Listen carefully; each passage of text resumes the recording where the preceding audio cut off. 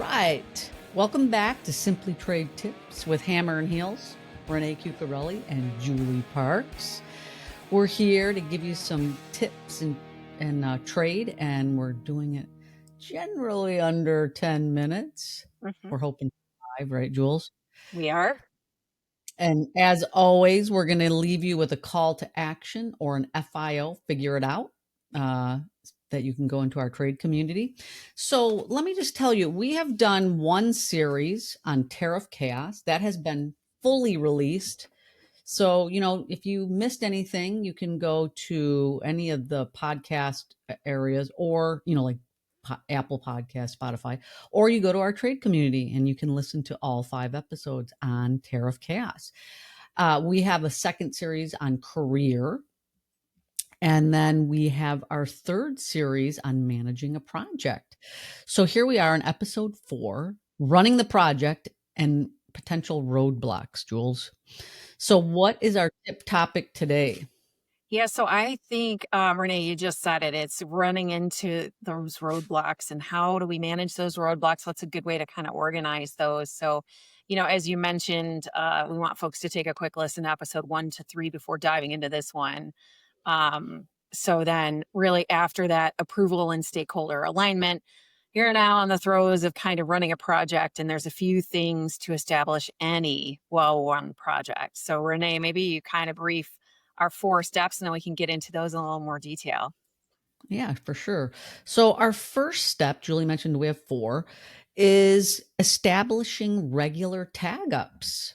So who are we establishing with, Jules, and what are we Yeah. doing? And I think there's 2 areas associated with that. So first is your project team, and those are going to be a little more regular. And then the kind of segments and regular tag ups that you would want to have more on a maybe monthly or quarterly basis, depending on how your project is running. But with the people that were sponsoring your project, so those sponsors, you need to make those conversations brief, but you really are bringing up to speed and roadblocks and benefits that you've seen on the project thus far. But you're kind of keeping that discussion at a high level. So we think, Renee, to kind of circle back, number 1 is establish those regular tag ups. You need to get those names and get those meetings on the calendar. Okay, great. Number 2, run the meeting using some type of project plan software or tool or issues log. So what do you recommend, Jewel? What's your favorite? Yeah, so I think first having a plan, you have to manage to a plan. Nothing gets done if you don't manage to a plan. It's a way that you align a team, especially when there's multiple stakeholders involved.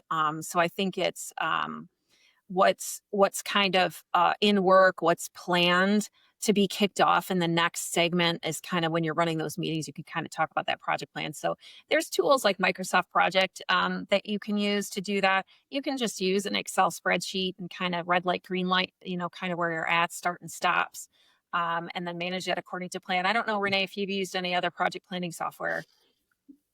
I haven't. Microsoft Project and Excel for Yeah. sure. Yeah. And then the other is, okay, so while you're working your project and you're running your meetings, you need a place to kind of organize the thoughts of the team. And I think we're kind of referring to that as an issues log. And that is a log that you will use and hand out before every meeting, after every meeting.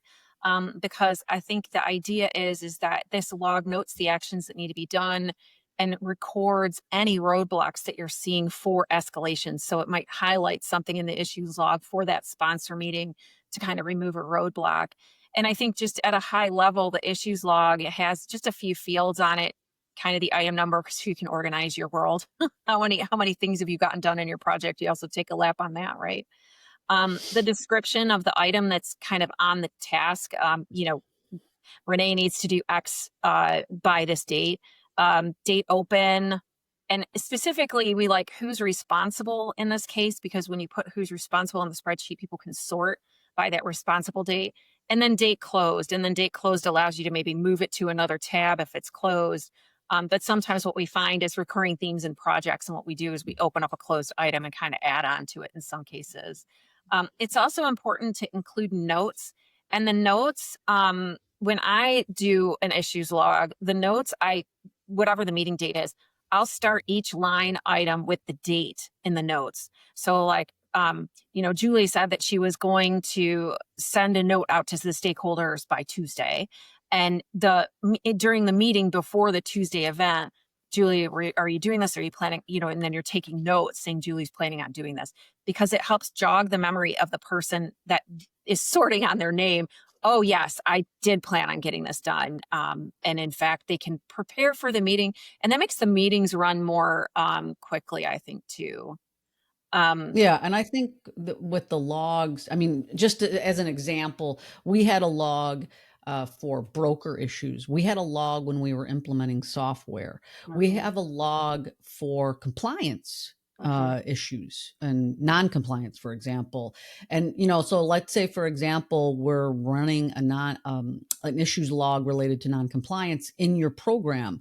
You might have information on there that you need to do a standard operating procedure. When's it mhm. going to be done? And I find that when you get into the more details, let's say there are some things that are not happening, like Julie said, maybe that's a separate item, discovery, or a separate meeting, right, Julie? I mean, I guess so. Exactly. If I give people examples of what's important when you're managing a project, managing your compliance program, managing your broker, managing a software, implementation. These All are of it. all projects. So Exactly, anyway, and I like where you're going on. I think back in my world of project management, I did keep a project log for everything I was doing. So there was a log for, right. I was implementing reconciliation at one point in time, or implementing something new in your company, a separate issue log for that. And then when you're holding meetings, you pull up that issue log, and it jogs your memory as well as everyone else's. But I think most importantly, it keeps people on an accountability track without calling them out. Sometimes those are kind of difficult discussions to have. And I think that it just keeps everybody on the same page, and it keeps Yeah. the meeting moving along, right? People like leaving a meeting 30 minutes early if they can too. Yeah, right. So the third one is keep an update of the risks. So Mhm. this could be, like we said, when things kind of scope creep out into new issues, and then you're like, uh-oh, I have a risk on this Right. line. Right. And we'll call out too, Renee. I think we covered this a bit at the start of the project, talking about what risks did you know about before this project started, right? So, holidays and vacations and whatnot. But during your project meetings, new risks will bubble up, and it's important that you go back to that risk log, because that's something that you're actually briefing your stakeholders on at a general high level. And it could those more relate to your funding might be coming due. There might be many other things that could happen with regard to resources. So making sure that whoa, that's a risk. And the idea is for who is ever running that issue log to kind of identify those risks in the meeting, so that it's not a surprise to the team when they're briefed and the stakeholder tagged up. All right. And our last step is communications. Each Mhm. meeting ending with a roundtable discussion. Mhm. Um, that's a good one. You did this really well too, Renee. I think that the idea Oh, here thank is you. to have each person respond to the question, do you have any additional roadblocks? Do you have any additional concerns that we haven't already discussed? And I think the idea there is to make sure that, you're going to have people that are multitasking, you're going to have people, but they might have to bring something up, and it's good. You can do this actually at the beginning of the meeting too, but I like it generally at the end, because it helps people kind of recap. Well, I heard this, but I don't understand why we're not doing that, and it gives Yeah, them a safe space to kind of bring that up. And I think that's really how right. you want to run projects, is so that people feel comfortable and they feel like they're contributing to something amazing right at the end. You don't do Yeah. these projects Yeah. just for your own good. You want to do something good for the Yeah, company. you wanna make a difference. Continuous improvement. Yeah. Okay, so we've got our 4 steps. We're gonna establish regular tag ups, and hopefully you're gonna get the information, the issues log or the project plan to them ahead of time, obviously before the meeting. You're gonna run the meeting using the plan. You're gonna keep, an updated risk log, because as Julie said, new risks are gonna come about, and then you're gonna communicate, have a roundtable at the end.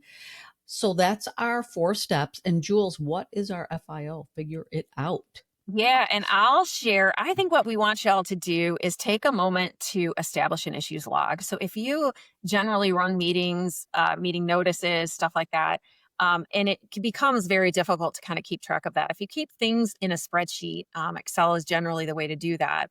And again, to recap, item number, description, date open, responsible, date closed, and the notes. If you start keeping an issue log on that, we love to hear from you on how it's working and how is it driving accountability. Again, you have to send those issues logged out before a meeting, and then you have to recap after the meeting. And sometimes in the email, you're highlighting things that folks really needed to get done before the next meeting. But it's Yeah, a that's really nice way to run it. We want you guys to try that if you haven't already. awesome. We invite you to our community, Trade Geeks. Let us know. Go in there. Say, hey, I did my FIO. And as we stated in this episode, you can have an issues log for managing your broker. Not just a software implementation, right? Right. So it can cross many objectives that you have on your plate. I'm certain of that. So thank you. Thanks, Jules. We'll see you next time. Yeah, nice collaborating with you, Renee.